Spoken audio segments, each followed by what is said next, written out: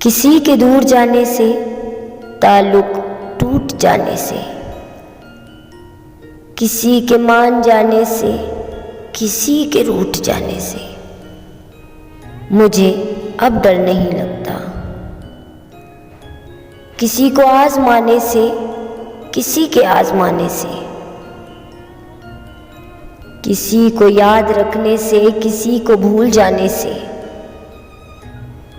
مجھے اب ڈر نہیں لگتا۔ کسی کو چھوڑ دینے سے، کسی کے چھوڑ جانے سے مجھے اب ڈر نہیں لگتا۔ نہ شمع کو جلانے سے، نہ شمع کو بجھانے سے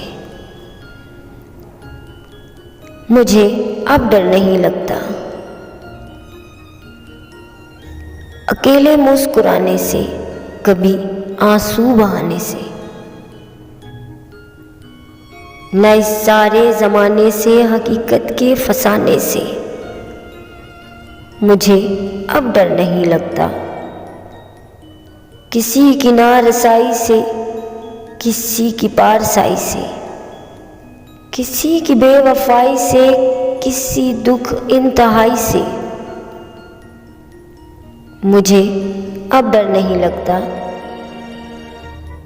نہ تو اس پار رہنے سے، نہ تو اس پار رہنے سے، نہ اپنی زندگانی سے، نہ ایک دن موت آنے سے مجھے اب ڈر نہیں لگتا۔